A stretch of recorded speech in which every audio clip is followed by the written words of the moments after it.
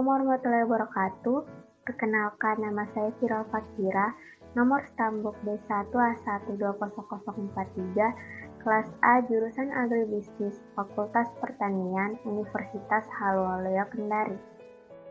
Saya akan menjelaskan tugas saya dari mata kuliah Pancasila, yaitu lanjutan dari video yang sebelumnya membahas tentang mengapa Pancasila menjadi dasar nilai pengembangan ilmu. Membangun argumen tentang dinamika dan tantangan Pancasila sebagai dasar nilai pengembangan ilmu.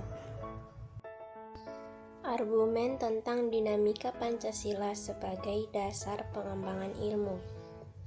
Pancasila sebagai pengembangan ilmu belum dibicarakan secara eksplisit oleh para penyelenggara negara sejak Orde Lama sampai era Reformasi. Para penyelenggara negara pada umumnya hanya menyinggung masalah pentingnya keterkaitan antara pengembangan ilmu dan dimensi kemanusiaan atau humanis. Kajian tentang Pancasila sebagai dasar nilai pengembangan ilmu baru mendapat perhatian yang lebih khusus dan eksplisit oleh kaum intelektual di beberapa perguruan tinggi, khususnya Universitas Gadjah Mada yang menyelenggarakan seminar nasional tentang Pancasila sebagai pengembangan ilmu 1987 dan simposium dan sarasehan nasional tentang Pancasila sebagai paradigma ilmu pengetahuan dan pembangunan nasional 2006. Namun pada kurun waktu akhir-akhir ini belum ada lagi suatu upaya untuk mengaktualisasikan nilai-nilai Pancasila dalam kaitan dengan pengembangan iptek di Indonesia. Tentang Pancasila sebagai dasar pengembangan ilmu. Ada beberapa bentuk tantangan terhadap Pancasila sebagai dasar pengembangan iptek di Indonesia. 1. Kapitalisme yang sebagai menguasai perekonomian dunia, termasuk Indonesia. Akibatnya, ruang bagi penerapan nilai-nilai Pancasila sebagai dasar pengembangan ilmu menjadi terbatas.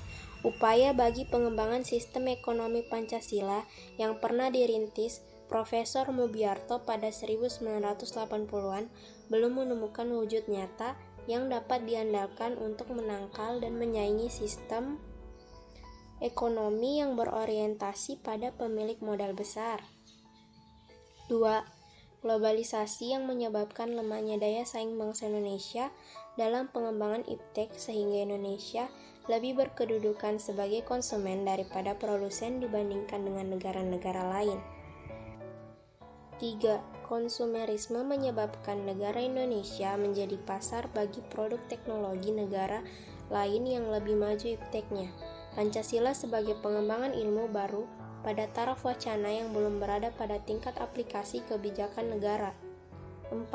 Pragmatisme yang berorientasi pada 3 ciri, yaitu workability atau keberhasilan, satisfaction atau kepuasan, dan result hasil.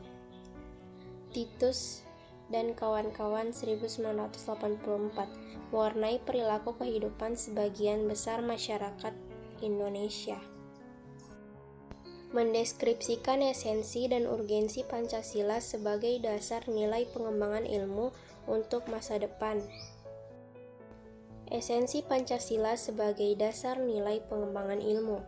Hakikat Pancasila sebagai dasar nilai pengembangan iptek dikemukakan Profesor Wahyudi Setiawan dalam simposium dan sarasehan Pancasila sebagai paradigma ilmu pengetahuan dan pembangunan bangsa sebagai berikut.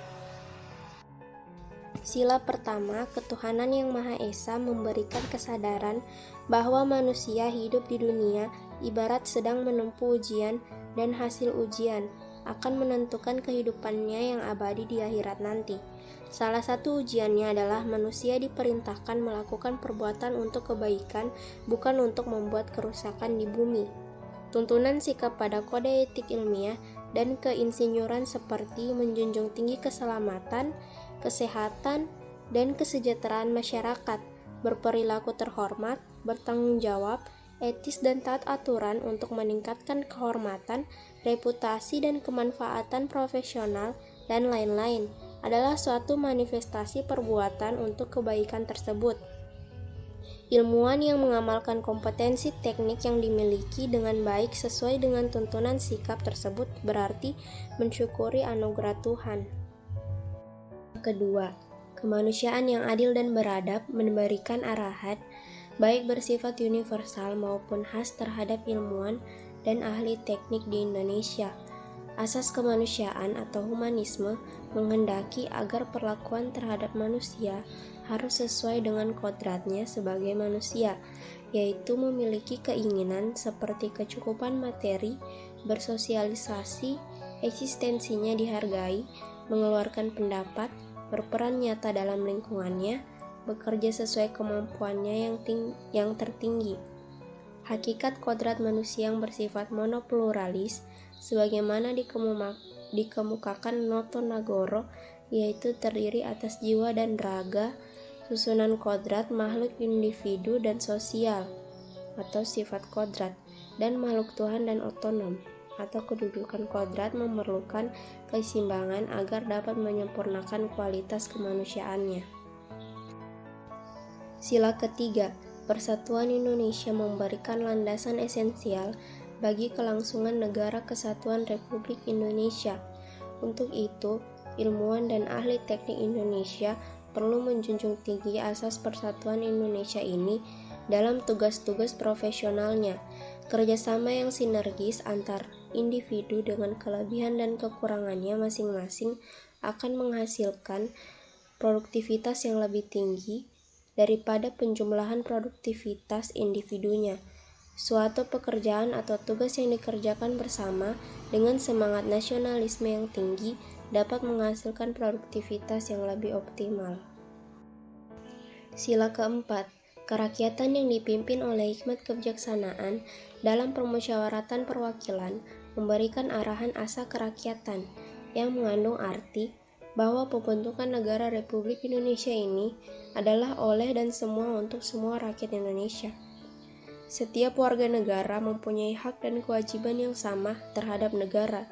Demikian pula halnya dengan ilmuwan dan ahli teknik, wajib memberikan kontribusi sebesar-besarnya sesuai kemampuan untuk kemajuan negara.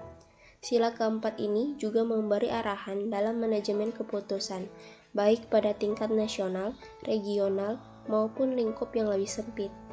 Manajemen keputusan yang dilandasi semangat musyawarah akan mendatangkan hasil yang lebih baik karena dapat melibatkan semua pihak dengan penuh kerelaan.